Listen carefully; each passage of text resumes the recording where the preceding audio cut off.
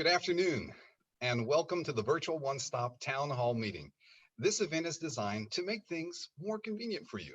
We have assembled representatives from 12 different UCF departments to answer your questions all in, wait for it, one stop. My name is Gordon Adams, Coordinator of Conference Services and Marketing for the Department of Housing and Residence Life. My name is Hayden Lau. I'm the Marketing Coordinator for the Department of Housing and Residence Life, and together we will be your moderators for today's forum. At this time, we would like to introduce your panelists. First up, we have Dr. William Blank, Associate Director for Career Services, Luke Van Blaricum, Senior Assistant Director of Undergraduate Admissions, Philomene Dorlis, Student Accounts Supervisor, Financial Affairs, Student Account Services, Crystal Sargent, Marketing Manager for Food Services, Tracy Milbuta, Assistant Director, Academic Advising, Division of Student Learning and Academic Success, Nelson Perez, Coordinator for Card and Business Services, Dr. Karima Manzel, Associate Director, University Student Financial Assistance, Dr. Kent Butler, Interim Chief Equity, Inclusion, and Diversity Officer, AJ Range, Assistant Vice President for Neighborhood Relations and Safety Education, Meredith Varner, Associate Director of Housing and Residence Life, Dr. Paul Vio, Associate University Registrar, and Dr. James Schaus, Associate Director for Clinical Services. Gordon will now explain our format for today. Thanks, Hayden. To everyone listening and watching on Zoom, if you'll note the Q&A feature at the bottom of your screen, please use the Q&A to ask questions and we'll share them with the panelists. You can also designate who the question's for. You'll also note an upvote option. So if you see that someone's already asked a question that you're interested in, simply upvote it. We'll give preference to upvoted questions, followed by questions in the order that they're asked. There may be additional questions that are answered in the Q&A window, and you'll find these in the Answered tab. Now, if you happen to hear from others that they're having trouble getting into this session at Zoom, well, we are also simulcasting on UCF's YouTube channel, so please direct them there. And they can also find us via the direct YouTube link at events.ucf.edu. And that's all the housekeeping. Back to you, Hayden. Thank you, Gordon. Now we will move on to updates from select panelists on what to expect on campus this fall and changes that you can expect due to COVID-19. And we'll start off with Meredith Varner from Housing. Thanks, Hayden.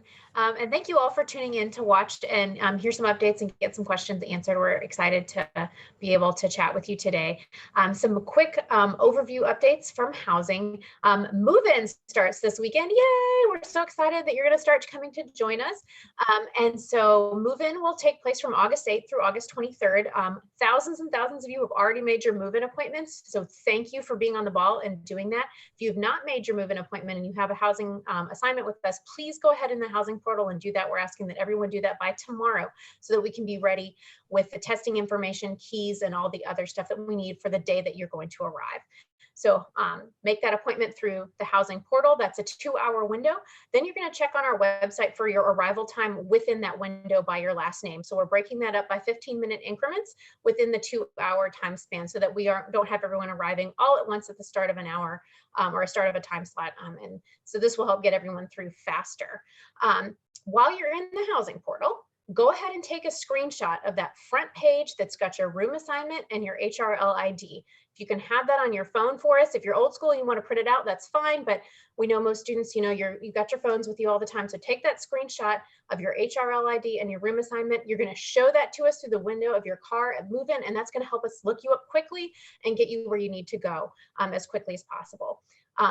Once you've made your appointment, then you're going to go on our website and link over to our partners at Adventus to get your testing set up. So there is some pre-registration with them that you want to go ahead and fill out so they have your information and they can be ready to take your test as soon as you arrive for check-in. That's going to be super duper important. So please make sure that you've accomplished that before you arrive for check-in. For the main campus, so that's the Apollo, Libra, Hercules, Nike, Lake Claire, Neptune, Towers at Knights Plaza, and Northview communities. You are going to arrive first to Garage A on campus to get your COVID test from Adventus.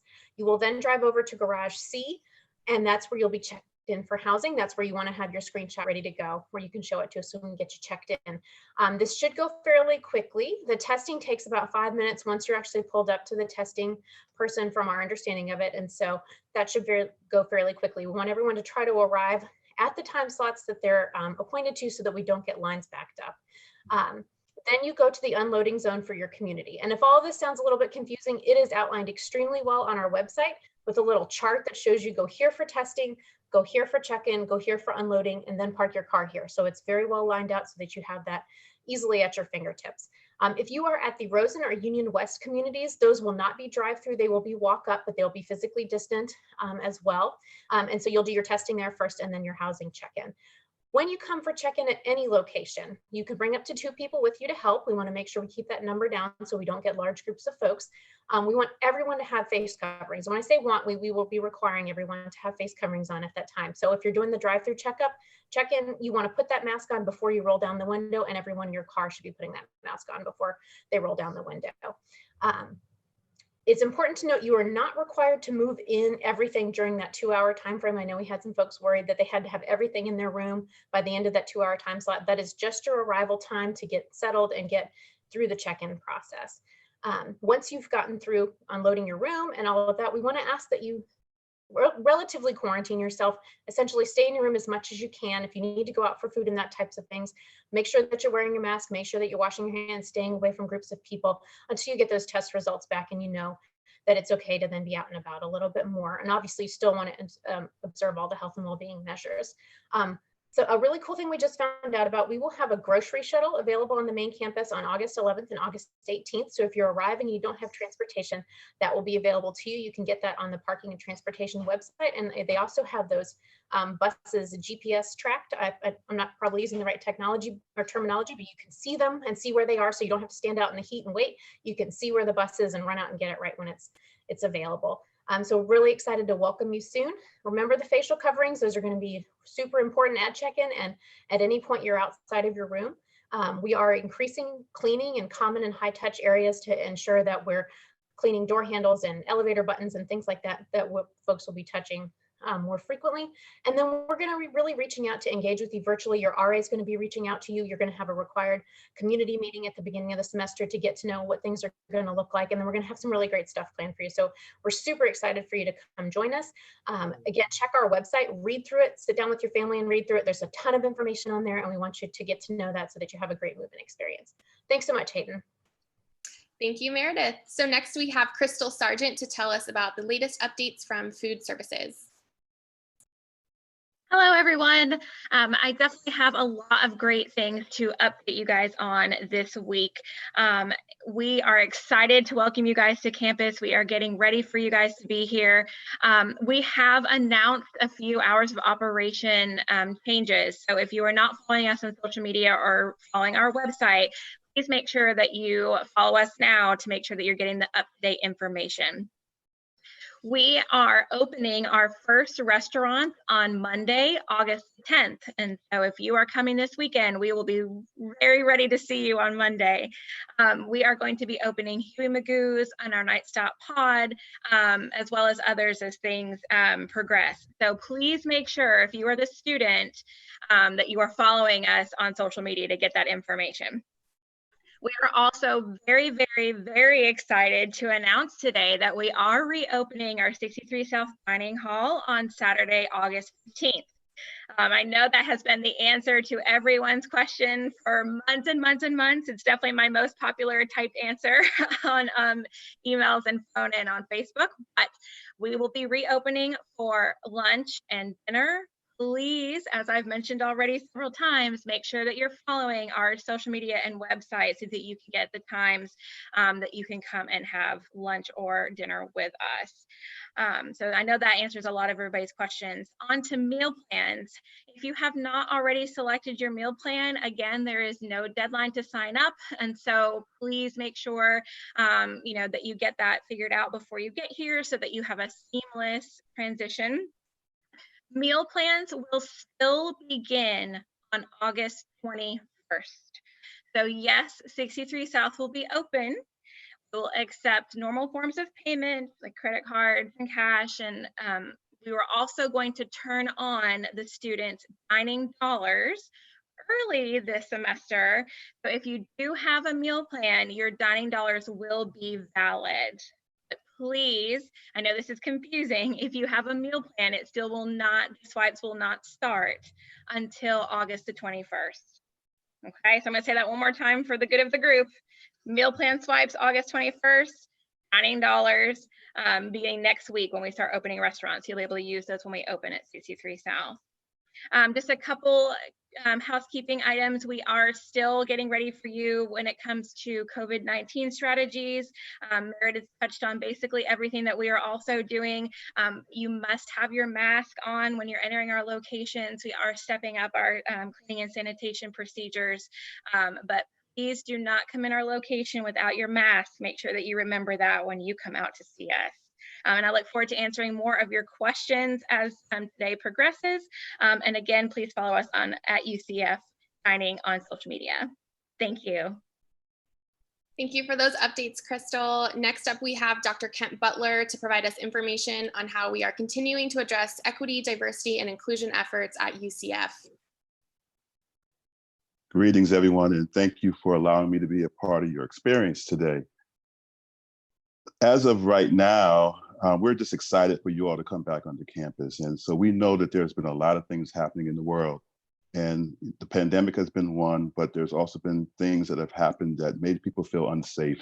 And so the community here at UCF is embracing everyone and ensuring that everyone is going to come back and feel as though they have a place on this campus, and that we will be safe on this campus, and we will treat everyone with respect.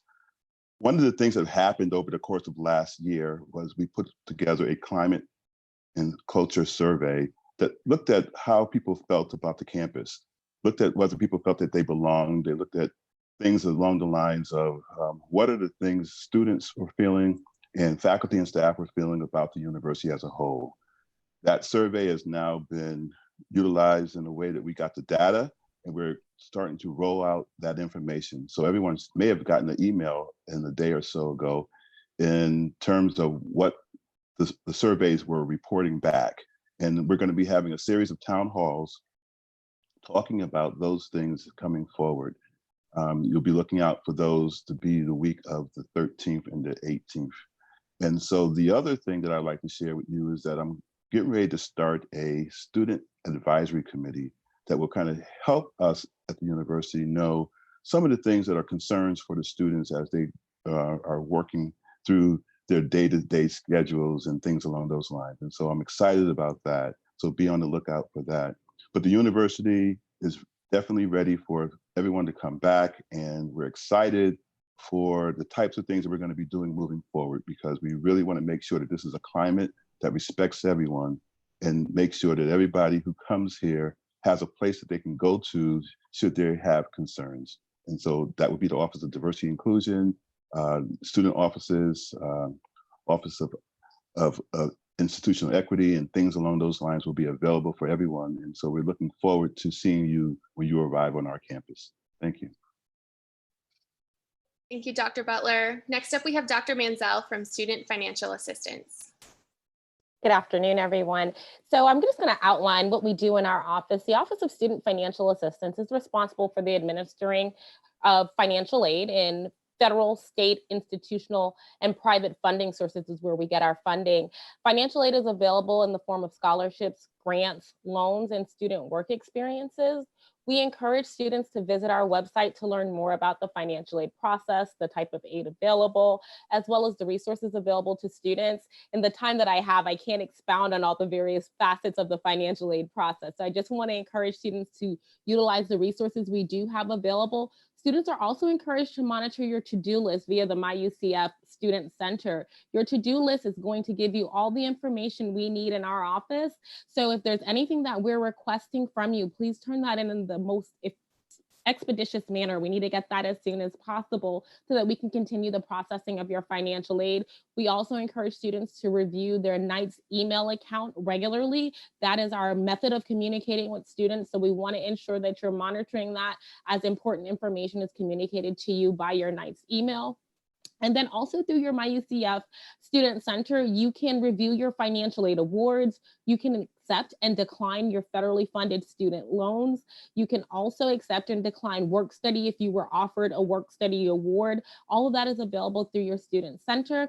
And we are happy to announce students may now make virtual appointments via the financial aid website. So please visit our website if you'd like to speak with a counselor. You can schedule the appointments there. Thank you. Thank you, Dr. Manzel. Next, we have Philomene Dorlis, and they will provide an update from Student Account Services. Good afternoon, everyone. My name is Philomene, and I'm with the Student Account Services office. And this is the office where we bill the tuition, we accept payments, we also manage Florida prepaid and process refunds. For students that are currently registered, your fee invoice is now available through your MyUCF portal. This is where you can view your tuition balance, as well as whether or not your Florida prepaid is reflecting on your account and your financial aid. Please note the payment deadline for this upcoming fall term is September 4th. And for those with Florida prepaid, like I mentioned, on your fee invoice, it should now be linked. And if it's not showing, please feel free to contact our office, and our contact information will be provided in this session as well. We do offer a tuition payment plan for those students that don't receive any type of funding or third-party payments through our office or financial aid. The payment plan will be available on your MyUCF portal on September 1st, just a few days before payment deadline. It's a 2 installment plan, and where you would be paying half of the balance upfront, a $15 fee, and then the second half of the payment plan would be due on October 30th. And then also for our students receiving financial aid, keep in mind, even the payment deadline is on September 4th. If you have anticipated aid reflected on your account, we do grant you a deferment, extending your due date to allow time for your financial aid to process on your account. The deadline for financial aid deferment is October 30th as well. And that's most of the updates for our office. I look forward to answering any questions anyone have. Thank you. Thank you for those updates, Philomene. And finally, we have Dr. Schaus from Health Services. Thank you. Welcome, Knights.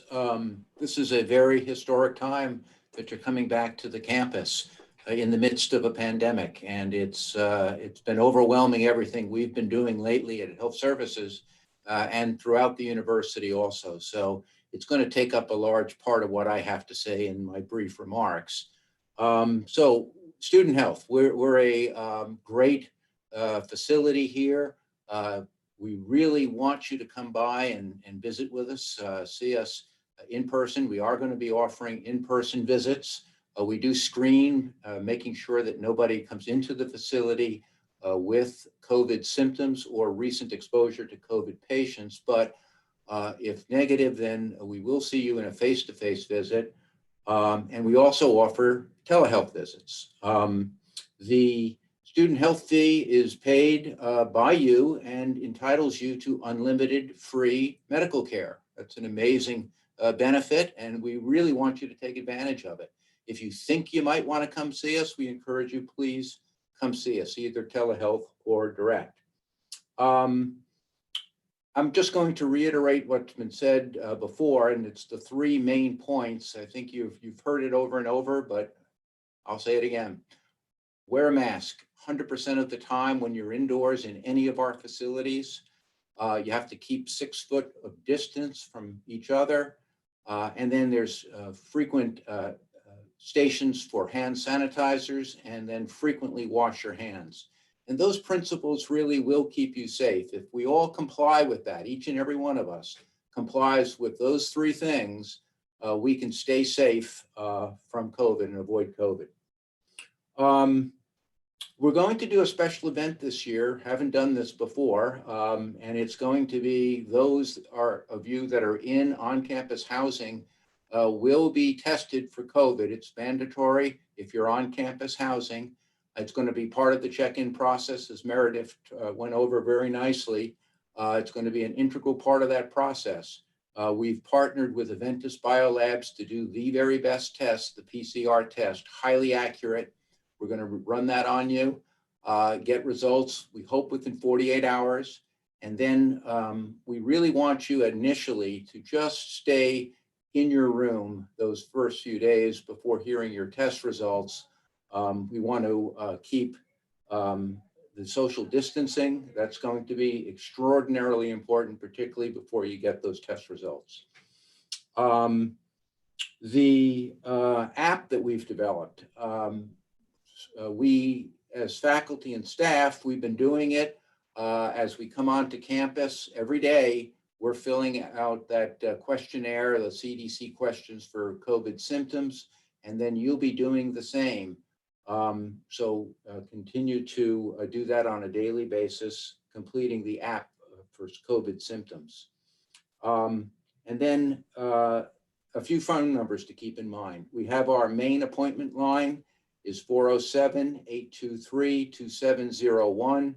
And then the COVID hotline for specific COVID questions. We've set up a dedicated COVID hotline, 407-823-2509. So those are my first remarks. I'm here to, later I think I will be answering any questions you might have related to the medical aspects of COVID. Thank you, Dr. Schaus. So those are our panel updates. We will now move on to your questions. Okay, question number 1. How long will the move-in registration process and COVID-19 test take before moving into our dorm on move-in day? So that's a really good question. And so please know that we have been working really hard to do extensive modeling and testing of this process.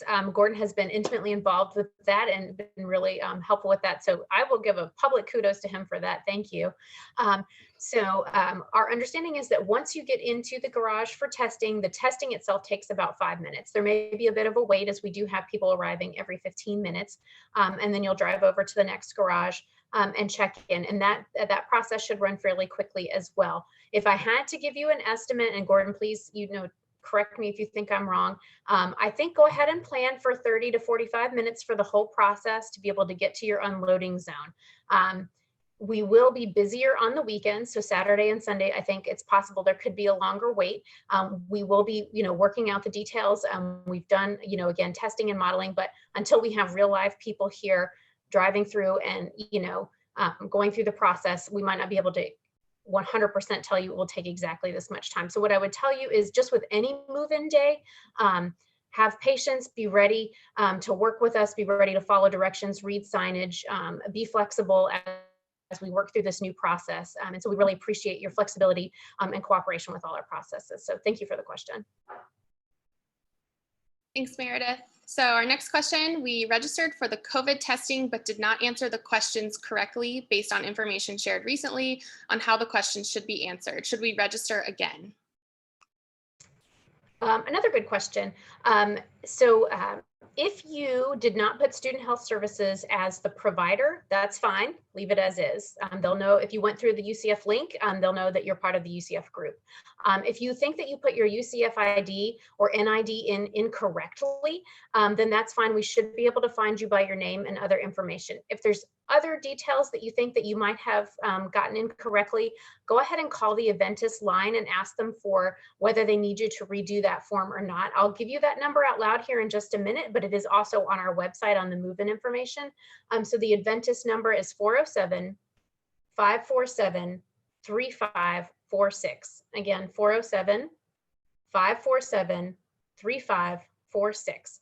And if there's a piece that you think you got wrong, have them advise you whether they need you to fill that out again or not. Thank you, Meredith. You've been popular so far. This next question is, what should I do if I've registered for COVID testing, but UCF Student Health Services cannot send claims on my health insurance as it does not have benefits with UCF facilities? So to my understanding, Adventist is actually billing out these tests. I don't know, Dr. Schaus, if you have any additional information on that, but UCF itself is not billing it. Adventist is. So that would be what you would want to check in terms of your insurance. If your insurance is not able to cover it, UCF is covering the cost. Yes, that's how I understand it as well. And Adventist is partnering with many major health insurance. We have had very few that have not been covered to date. We've been testing all summer with Aventis, and it has not been a problem. But Meredith is correct. It'll either be through your insurance or no charge. So for that student that tried registering, should they reach out to health services just to confirm, or should they try registering again? I would say reach out to health services. I don't see why not. Just to be sure, we can run a check on the insurance and then probably be able to tell them if that's a covered test or not. But they can call directly to that the main appointment line, and they'll be directed to our insurance office. And so the end result is, even if the student insurance is not picking up that cost, UCF is making sure that students won't have to come out of pocket for that themselves. Is that correct? Correct. This is a mandatory test that we've set up for all those that are on-campus housing. So it is mandatory, but there will either be no charge or insurance. Perfect. Thank you. All right, thank you. Our next question. We are having issues with residency despite living in Florida for over 15 years and have submitted all documents that have been asked for us or from us. What should we do? I can try to answer that question. If you are a brand new student, and this is your fall will be your first semester, then you want to touch base with undergraduate admissions. Undergraduate admissions makes the initial residency declaration. And what I would do would be to email them at residency@ucf.edu and ask them for an update.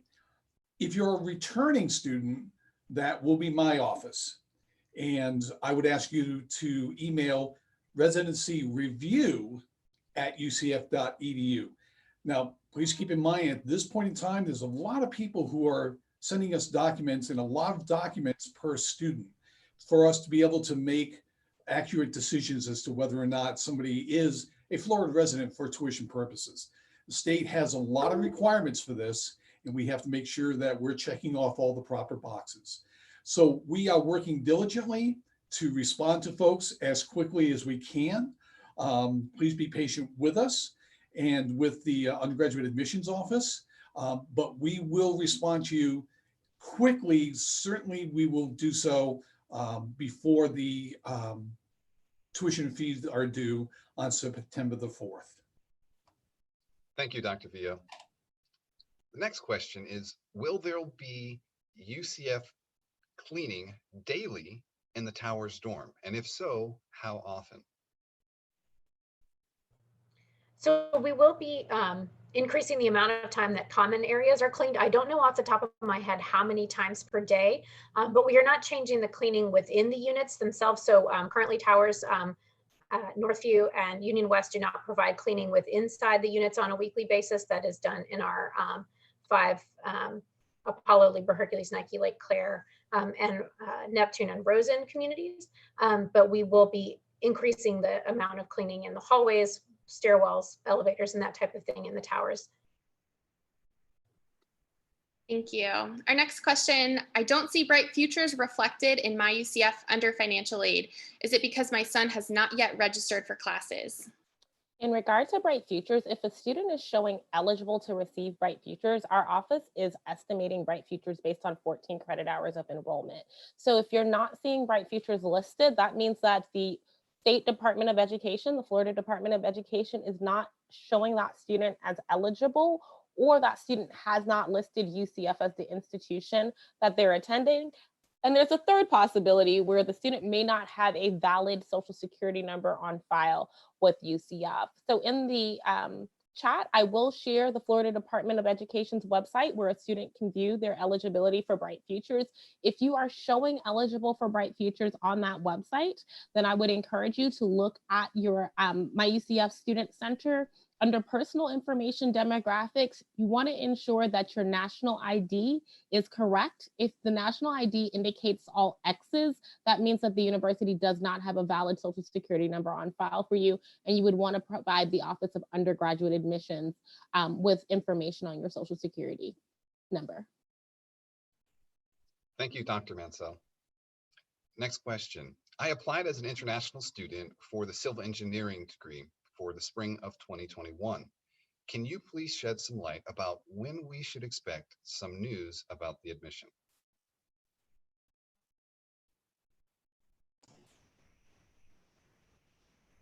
I'll chime in and answer that one really fast. So if you have a question about a master's program in civil engineering, any kinds of graduate programs will be coordinated through our graduate admissions office in the College of Graduate Studies. So the student would need to reach out to graduate studies directly to inquire about their graduate admission status. And if it's something about undergraduate admissions, they're welcome to email my office at admission@ucf.edu, and we're glad to look into their application file. Thank you, Luke. So our next question, although Florida Prepaid is shown to cover tuition on my fee invoice, the housing portion is not showing as being covered.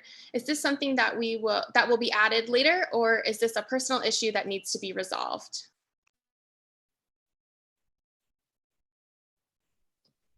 Okay, I'll try to answer that. As far as housing, Florida Prepaid dormitory plans, students would need to contact the housing department directly. The main number for that office, it's 407-823-4663. The housing department does a separate billing for those dormitory plans. Thank you, Philomene. Our next question is, when moving in, will we only get tested once? Second part of that is, can the parents get tested? Yes, we're only testing that one time, and that's a one point in time. It's very important to keep in mind COVID is constantly out in the community. We think it has about at any one time anywhere between 3 and 5% prevalence in our current community here. So at any point in time that could change. So you may need to get retested, but that is not going to be a part of our screening event. This is a one-time screening event intended, once again, for those about 8,000 students that are on-campus housing. So no, we will not be testing parents. We will not be testing those that live off campus in non-affiliated housing. We targeted the housing because congregate living is thought to be high risk for COVID, and we wanted to target our testing to the high-risk people. Thank you for that. Our next question, when students move in, will parents be able to go up to the dorm and assist? Yes, definitely.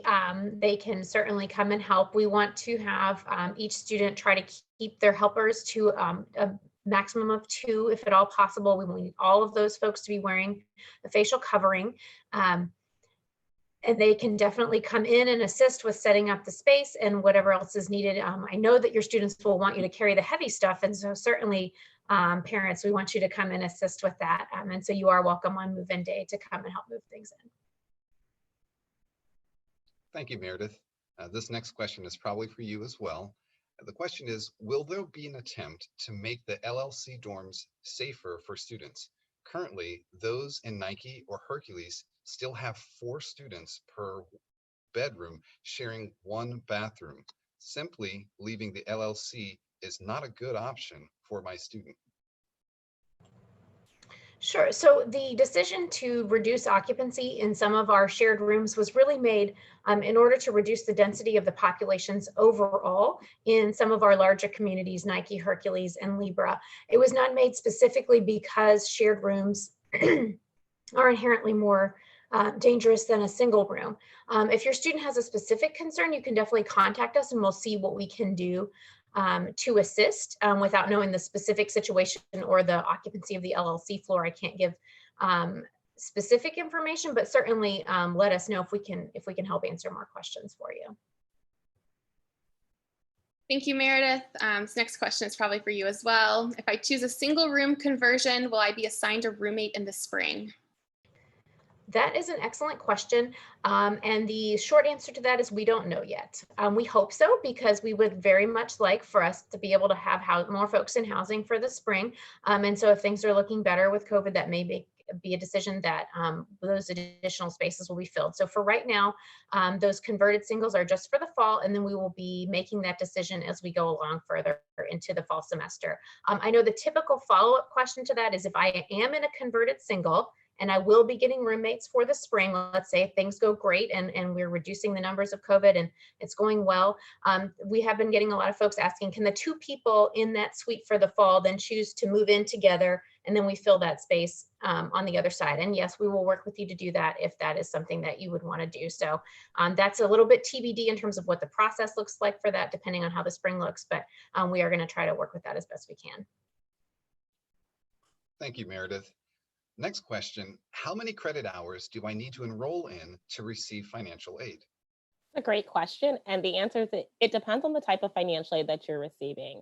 So for example, Bright Futures has a 6 credit hour enrollment requirement or a half-time enrollment requirement. Loans, federally funded loans also have a half-time enrollment requirement. But we encourage students to visit our website, and under resources, there is a link for what we call our program eligibility chart. And the program eligibility chart will tell a student the number of credit hours required to receive specific types of financial aid. Thank you. So our next question, what options are available to get textbooks before the start of the term? That would be me again. So we have 2 textbook purchase programs available through the university. The first is what we call our textbooks purchase program, where students can opt in through the My UCF Student Center. Students who have enough financial aid to cover their charges for the given semester, so you're covering tuition and housing, and if you have a meal plan, that's all being covered, then you can opt into that textbook purchase program and get up to $600 to purchase books and supplies at the UCF bookstore. The UCF bookstore is currently shipping books and supplies to students for free, so you can get your books by way of the UCF bookstore. You will need to provide the information found on your UCF ID in order to make that purchase using the textbook purchase program. There's also another option available to students, and that option is called the short-term advance for books. Students may opt or may utilize the short-term advance for books by downloading the form found on the financial aid website. Students may also get up to $600 in the short-term advance for books if they have enough financial aid to cover their charges with the university for the given semester. The difference between the 2 programs is the short-term advance for books will result in the student either receiving a direct deposit in their checking account established through the direct deposit process in My UCF, and or a check if direct deposit isn't established, and the student may use those funds to purchase books anywhere he or she so chooses. Thank you, Dr. Mansell. Watch out, people. We're answering questions here. This is good. Keep them coming. Keep them coming. So the next question is there a deadline to sign up for a meal plan? No, there is not. We know that there are a lot of decisions that you're making right now with where you're going to live and how often you're going to be on campus and changing your schedules around and things like that. So there is no deadline to sign up for a meal plan. However, my advice to you is not to wait too long after August 21st, because I want you to get the full value of your meal plan. So if you want to come in and check things out a few times before you make that decision, I completely understand and actually strongly encourage. However, I do want you to purchase a plan that you can make the most out of, so I don't recommend waiting too much after that first week of school. Thank you, Crystal. Our next question, why would I meet with an academic advisor, and will I have an assigned academic advisor? Hi, yes. So academic advising, students would want to participate in that because it's a collaborative relationship between the student and the advisor.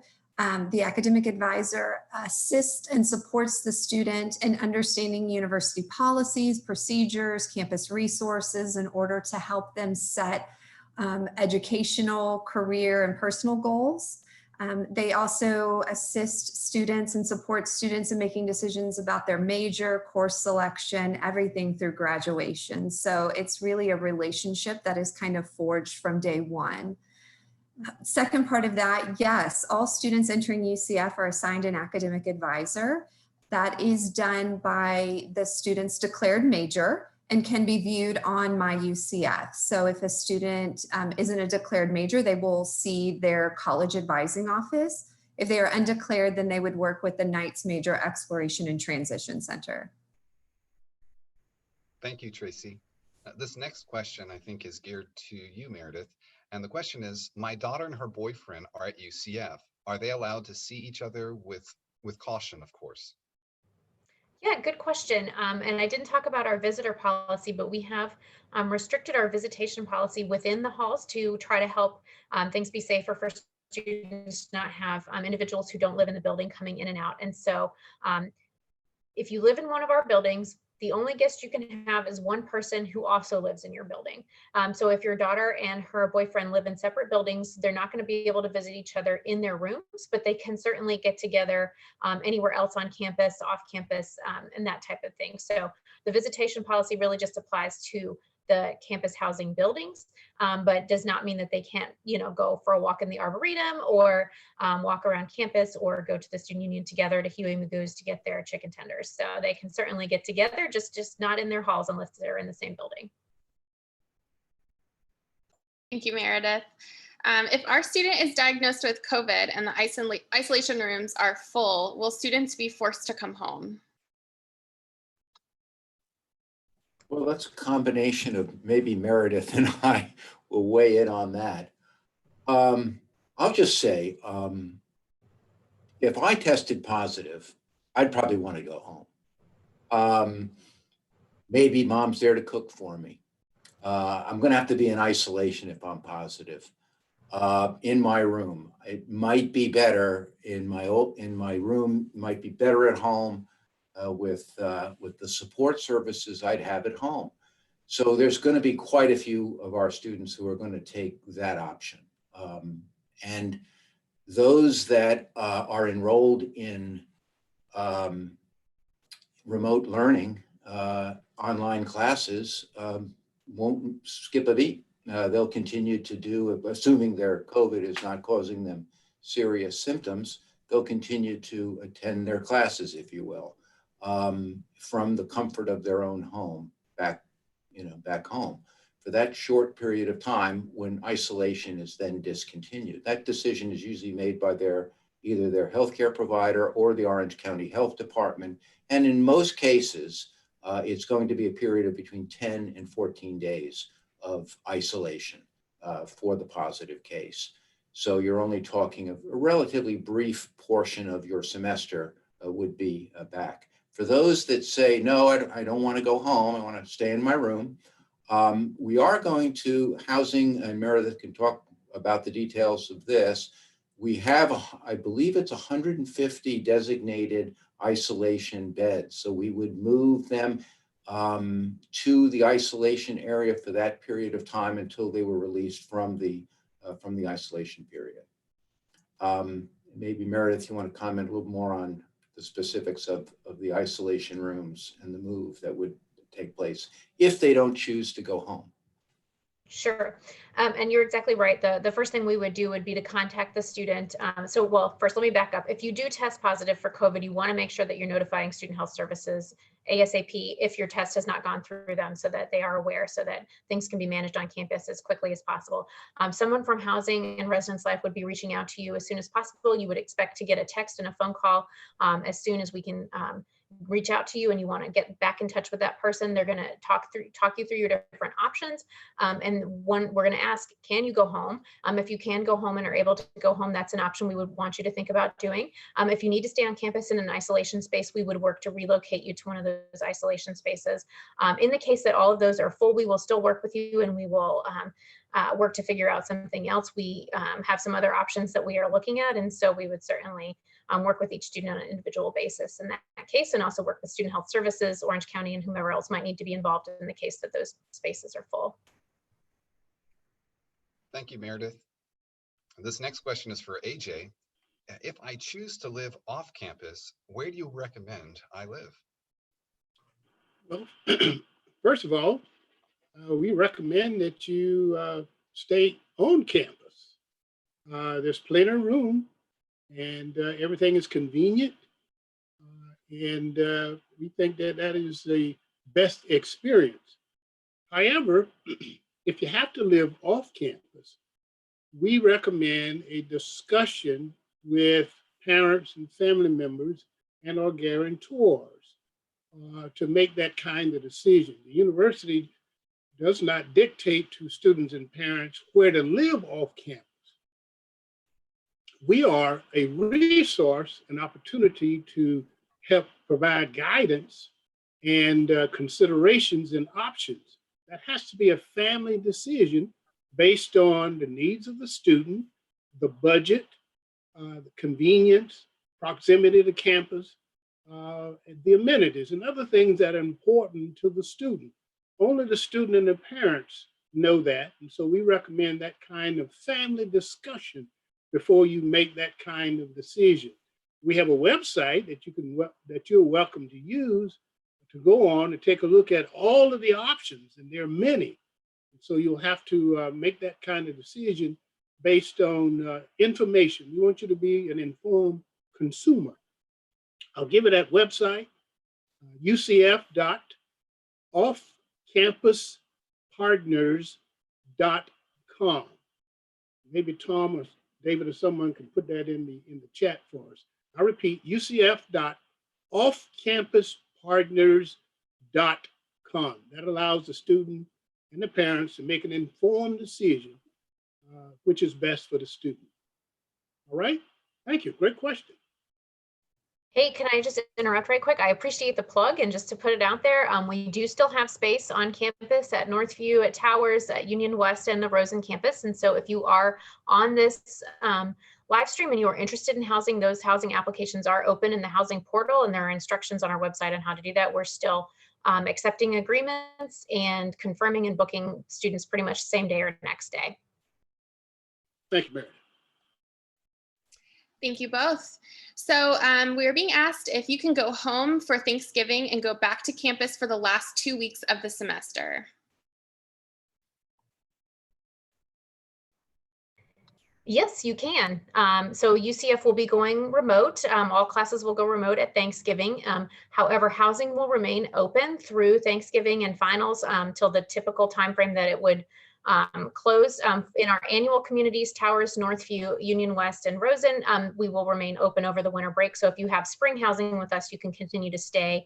If you're in Apollo, Libra, Hercules, Nike, Lake Claire, and Neptune, you would go home after the end of finals and return in January. But you can definitely continue to stay in housing after Thanksgiving. Thank you, Meredith. Can we have our son COVID tested prior to arriving for check-in?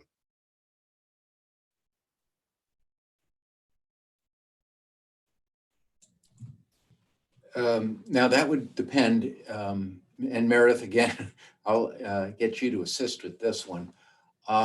If they're on-campus housing, of those 8,000 students that we intend to do screening for, we will do the testing. I have not heard of any way that we will accept outside testing. So if they're asking in the context of being part of that screening event and getting out of the screening event because they want to do their own testing, I don't think that's going to be accepted.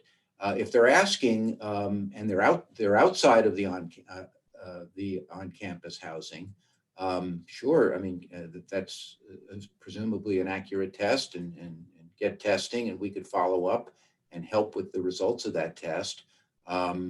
But if they're asking in the context of the screening event that we're going to have, correct me if I'm wrong, Meredith, I don't think we're going to be accepting any outside test results as a substitute for that one-time mandatory test. Is that correct? Correct. That's definitely my understanding from the university policy, and the housing and all of that like that is you must undergo that test. We cannot take other test results. All right, thank you both. Next question, when will financial aid be dispersed? So the financial aid disbursements begin during the second week of each semester. So we disperse typically on the Thursday of the second week of the term, and we disperse every week thereafter. So financial aid is dispersed based on the student meeting all requirements for disbursement, including having no outstanding to-do list items pertaining to their financial aid, completing the academic activity in your courses. Academic activities, most professors establish academic activity through the web course platform, and that lets financial aid know that you're academically engaged and thus eligible for the aid that has been applied to your account.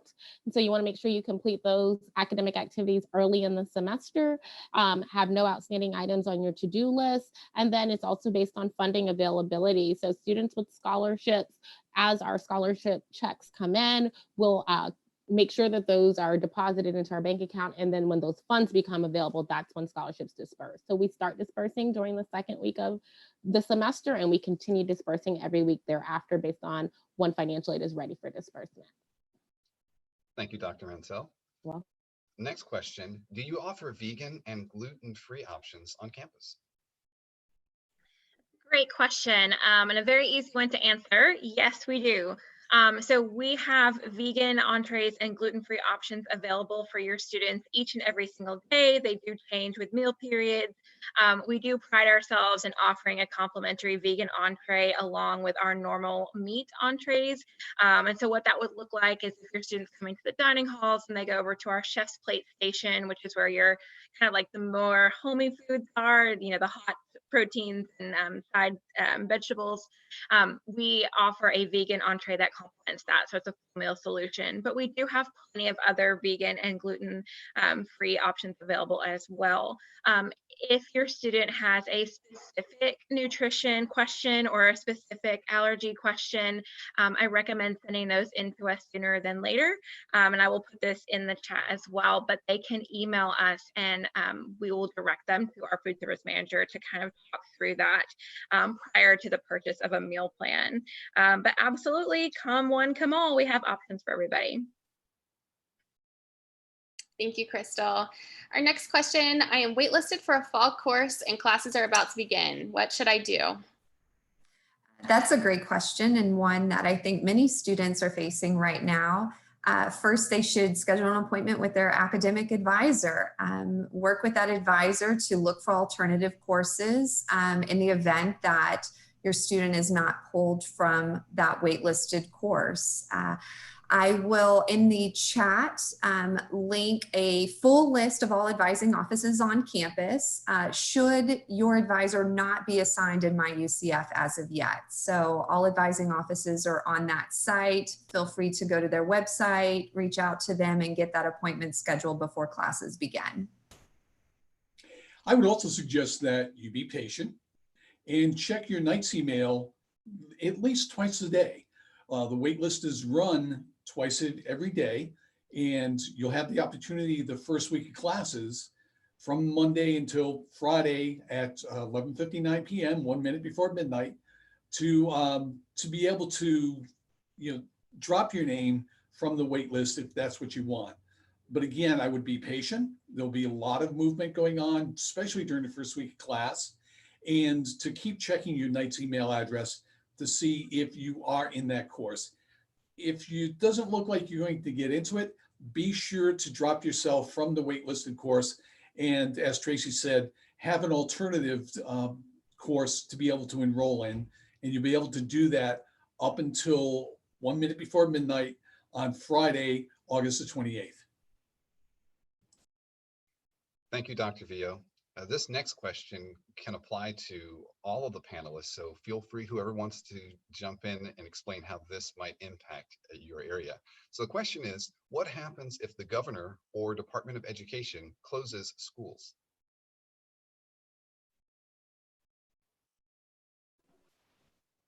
I'll jump in. I think as a university, we will take our instructions from the governor and move forward with what we would need to do to ensure our students are getting the services they need and pivoting to ensure that resources are still available to them.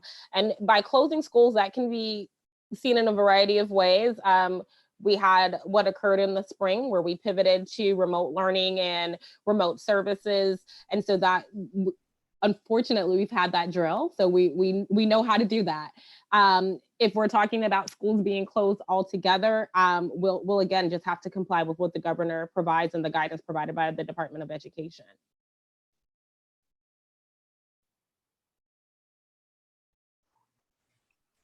Does anyone else want to chime in on that?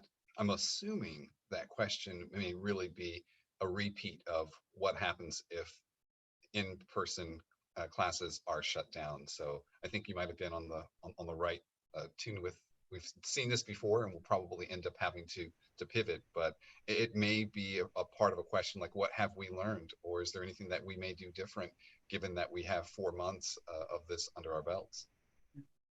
Yeah, Gordon, I think from the housing perspective, I can tell you that right now, if UCF does need to go all remote with classes, housing is not planning to close. We are planning to remain open for our residents to stay in housing, and to be able to do that, we would certainly ask for our residents to pay close attention to instructions in case any additional measures need to be put into place in that eventuality, but we are planning to remain open.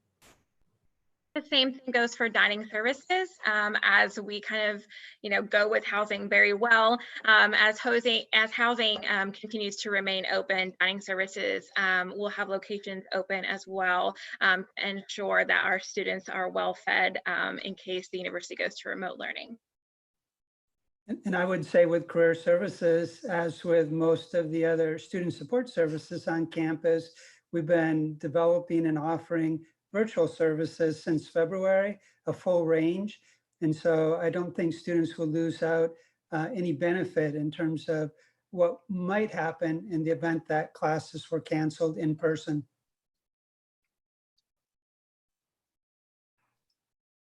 Health services would remain open as well. We would repeat what we did in the spring, and we would pivot somewhere between a hybrid of direct care when necessary and mostly telehealth to perhaps all telehealth.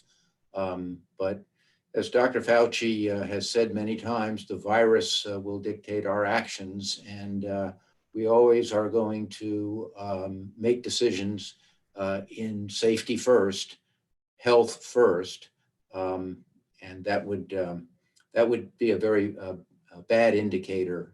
If we were to close the university, that would be for the reason that the virus, again, had gotten out of control. What we're trying to achieve through those very powerful public health measures, though, of social distancing, frequent hand washing, these things, maintaining 6 feet in that social distancing and wearing masks at all times, those are actually very powerful public health tools. That's what we have right now. And it works. So I think if there's compliance with that, I don't see that happening beyond the successes and some of the failures that we've experienced through the spring and the summer. I think we've seen how it works and then didn't work. So I'm anticipating that our Knights will return to campus, and each and every one will do what it takes to do those things that are the powerful public health measures that actually do work. So I wouldn't anticipate an uptick in the cases to the point where we would be in shutdown again. But again, the virus will dictate and we will follow.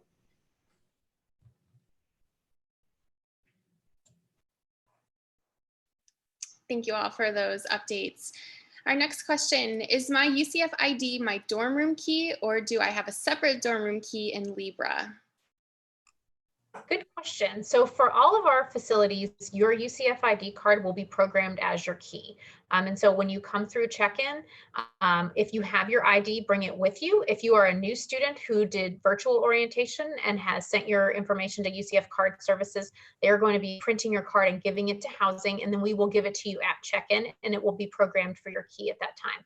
In the Libra community specifically, there is not an additional key. You will use your card on the main doors of the building and on your room door, and then you'll be directly in the space where you live. In 3 of the residence halls in Libra, Cedra, Sumter, Citrus, and Flagler, there is an additional hallway door that you would also open with that ID card. In some of our residence halls, there is a hard key that you will be given that will access your bedroom. So for example, in the towers at Knights Plaza, there are 4-bedroom apartments, and you have a card that opens the main door of the building. The card then opens your room door, or sorry, your apartment door, and then the hard key will open your bedroom door. And then the other important thing to note is there is a 4-digit code that you will be given that goes with your ID card, and that's unique to each person, so that should you drop your ID card, someone cannot just use it to get into the building. They have to have both the ID card and the PIN number in conjunction to be able to access those locks. That'll be given to you at check-in, and once you're checked in, you will also be able to see that PIN number on the housing portal, so that in case you forget it, you can check it there. Thank you, Meredith. The next question, when will the sorority houses on campus know how many will be allowed to live in each room?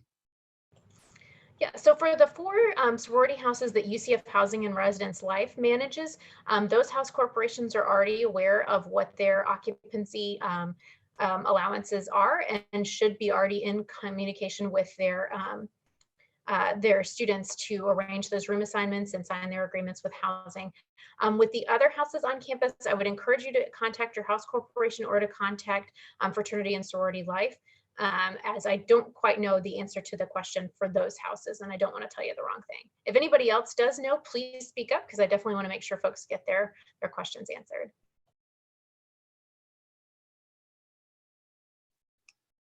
All right, thank you, Meredith. Our next question, how does Night Cash work with our UCF ID card? That's a great question. Well, Night Cash is the official currency of the university. How it works is it can be used basically anywhere on campus. You can use it for all restaurants, all retail. For housing, those who are staying at the housing communities will be able to use it for laundry if they like. It'll be used basically for labs, if you want to pay for your printing at the labs, for copy machines. It's for an array of different things. If your student needs supplies at the bookstore or at the computer store, they'll be able to use Night Cash to purchase anything that they need for their academic needs. And it's an actual alternative for parents, so that way they could have another way to fund their student while they're there on campus, just for their on-campus needs. So yeah, it's basically used for everything, and you can add Night Cash 3 different ways. You can do it by visiting our office. We accept all formats of payments there. You could do it through the loaders that are located throughout campus, usually near vending machine areas. And then there's online, which would probably be the most convenient, especially for parents who want to add funds right away to their child's account. You can do that through our website. The portal is located there on the homepage. And the only information you would need basically is the NID of the student and the last name. Parents will be logging in as a guest, and in the same portal, students will be able to log in as a student using their NID and password. Where they'll have access to more detailed information about their account, very similar to online banking. So if that's an option that you want to take on as far as managing their account for them, due to FERPA laws, we can't give any information out as far as Night Cash balances or history. It's definitely a conversation you'll have to have with your student. Thank you, Nelson. Next question.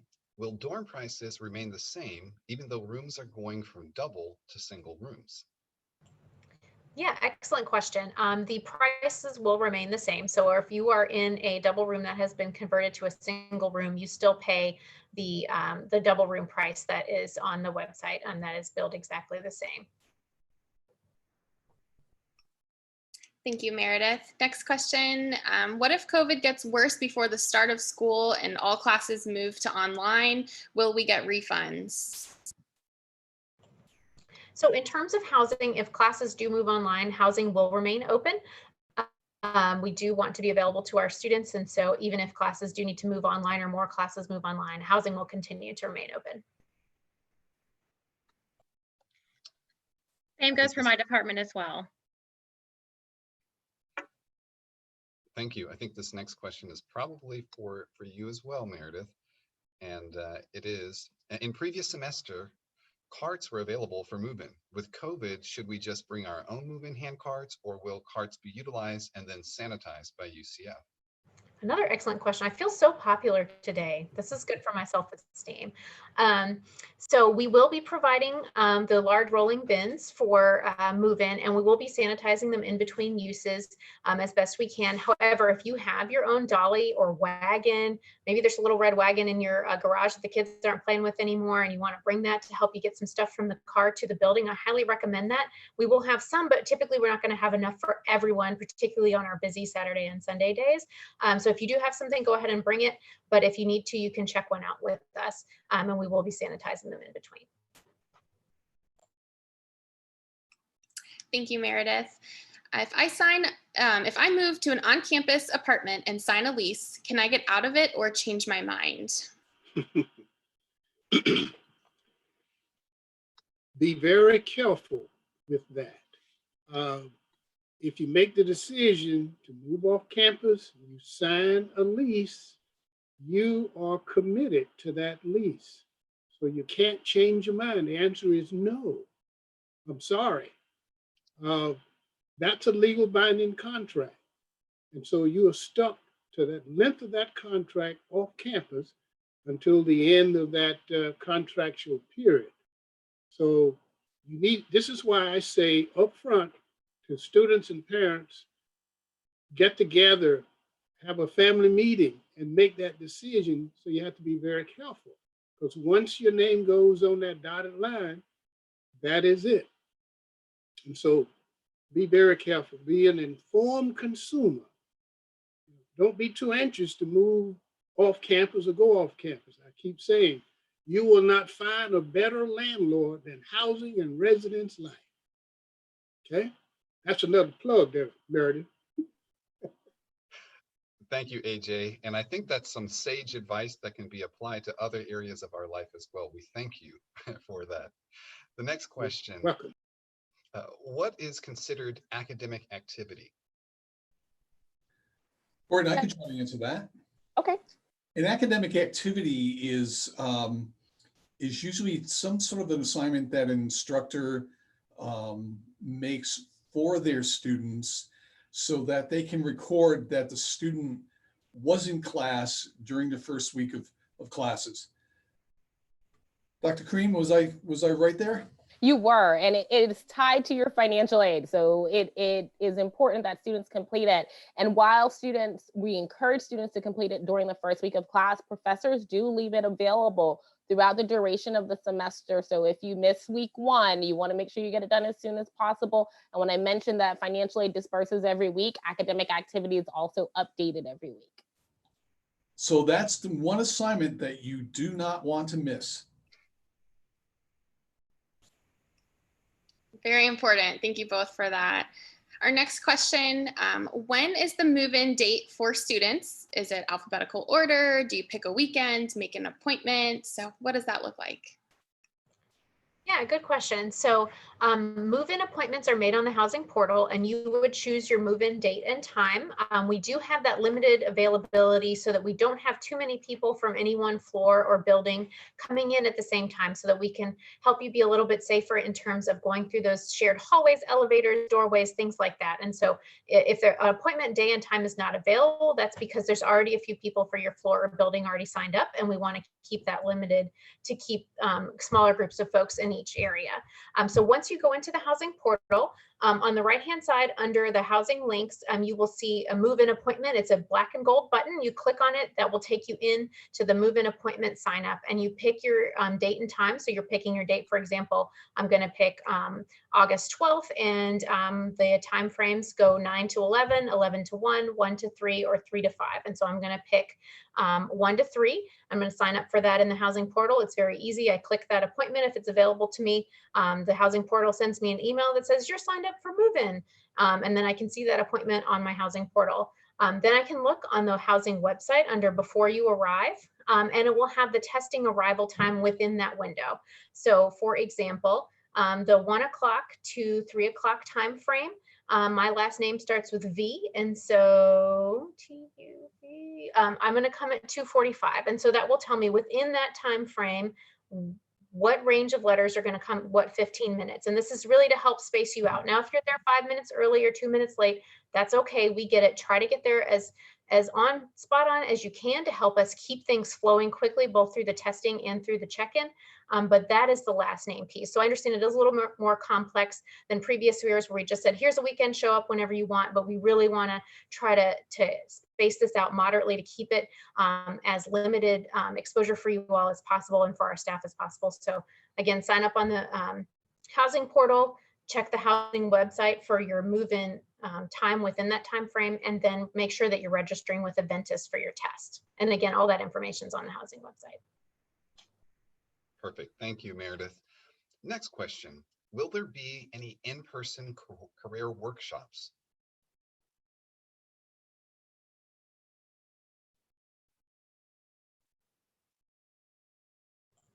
Dr. Blank, I think you're on mute.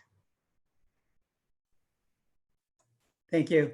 No, currently all of our workshops are scheduled to be offered in webinar format.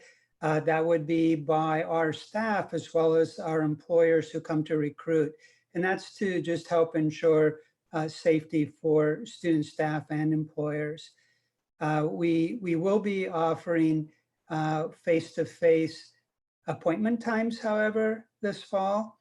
However, we're really encouraging students to take advantage of the virtual option since the services are exactly the same as what you would be getting face-to-face. We've set up special spaces though in our building to accommodate students if they did want to or needed to have face-to-face interaction to ensure safety. So Dr. Blank, speaking of face-to-face interaction, are there any plans to have any on-campus jobs and internships? No, at this point, all of our fairs are career fairs for full-time professional employment, as well as our internship fair through the Office of Experiential Learning are going to be offered virtually. It would just be too dangerous to have 300 employers and 2,000 students together in one room. And we just don't have the physical space to assure that kind of separation. So if the fairs would be virtual, Right. are you aware of any of the offices that are actually offering in-person on-campus internships that they would still be able to do to fulfill their requirements? There may be those options for internships. That would come through the Office of Experiential Learning. And if students wanted to explore that further, I would encourage you to go into their website, explearning.ucf.edu, and their staff could give you a summary of what would be available. One way to explore that online would be to register in Handshake. All of the full-time and part-time jobs, as well as internships, are posted in Handshake, our career management tool. If I may too, just a shameless plug here, UCF Dining Services does have on-campus jobs available. And so if a student is interested in staying on campus or maybe doesn't have a way to get off campus for a job, they can apply for our jobs as well. And I'll put the link down below in the chat because it's kind of long, but eager to help answer that question. And I'll also chime in as well. In terms of federal work study positions on campus, there is the opportunity for some students to work on campus, depending on the employer. There are also remote opportunities. So students would want to visit the financial aid website and under types of aid, work study, learn more about the work study opportunities that are available if they have work study as a part of their financial aid package currently.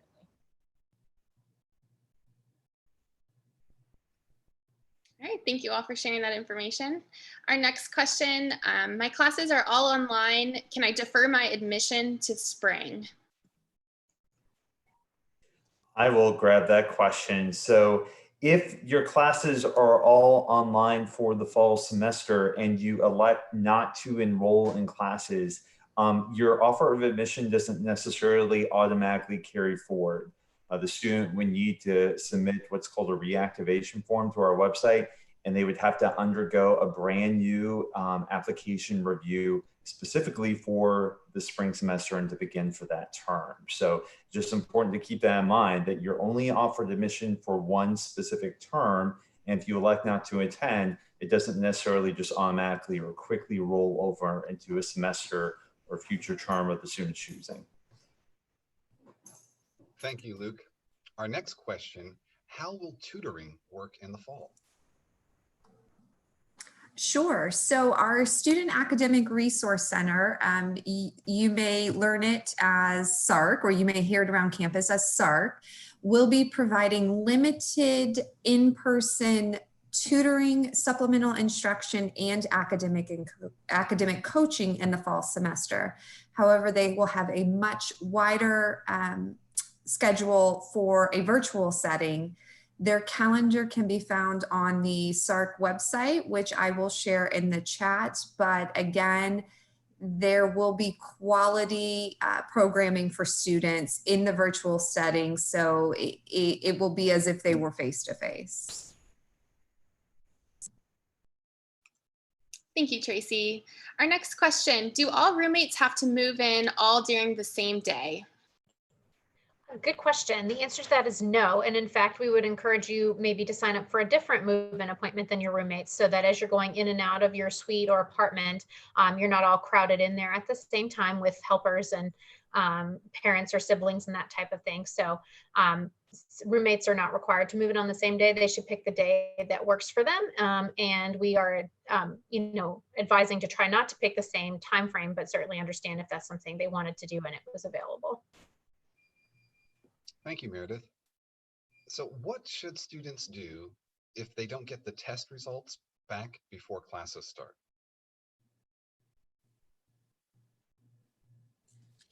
Classes start August 24th, if I'm not mistaken, and we're starting to do screening August 8th through the 23rd. I think most of the testing is going to be done well ahead of the beginning of class. But those that have real late check-in dates, that might come into play. We're expecting a 48-hour turnaround time for test results. So Meredith, you think there'll be very few left at the end, or are we doing the testing in such a way that that block of testing, there'll be a fair amount of students that will be done on the 22nd and the 23rd, maybe not have results in time for the start of school, start of class? Yeah, based on the appointments we've received already, we have a decent number coming, that like 21st, 22nd, 23rd, more so the 21st and 22nd is kind of our traditional move-in time frame. But I guess it will depend on how soon the results come back in terms of whether they'd be able to. Hopefully, professors would understand that the students are doing the safe thing if they need to retrieve their syllabus virtually and that type of thing if they did have an in-person class that first couple days. Yeah, I think the latest numbers are showing somewhere between 25 and 30% of the classes are going to be face-to-face. So still most are going to be remote. So it really won't impact the remote class. The face-to-face class, as Meredith said, I think this is an era of leniency somewhat. I think we've asked professors and other members of the university community to be very forgiving and somewhat lenient, especially on something that would only be a few days, waiting a few days. Some note takers, perhaps, being able to, I think most of those classes, even the face-to-face classes, you'll still have an option to view those classes. It's not going to impact very many students, and those that it does impact for a very short period of time, I'm sure there'll be leniency by the professor, knowing that they've done this in the interest of good public health. Thank you, Dr. Schaus. So we have our last question for our session. Will there be any UCF dining locations open for early move-in? Yes, so our first location is going to open on Monday. So we are vigorously preparing as we speak to get our locations back up and running in the safest way possible. So on Monday, we will reopen Huey Magoo's, our Night Stop Market, and perhaps something else. So definitely stay tuned to our website and our social media. And then, of course, we are very excited to be reopening 63 South on August 15th for lunch and for dinner. So yes, we will definitely have some things open, kind of in a staggered opening, but we will have things open for early move-in. As a reminder, if your student has purchased a meal plan and will be here on campus before August 21st, the dining dollars portion of their meal plan will be turned on early. So that was something we are excited to share. We are going to give students access to their dining dollars early so that they can use those while they're here on campus. The remaining parts of their meal plan, their meal swipes and VIP swipes will get started on August 21st. Okay, thank you, Crystal. Well, this concludes our time for questions. Regrettably, we did not get to every question, but we will capture these questions and make every effort to answer these in follow-up communications. We'd like to thank our panelists today and thank the audience for your questions. If you have any additional feedback, you can email us at housing@ucf.edu. Our closing screen will include some links to some additional resources that you can check out if you'd like. Well, this concludes the virtual one-stop town hall meeting. Make it a great day.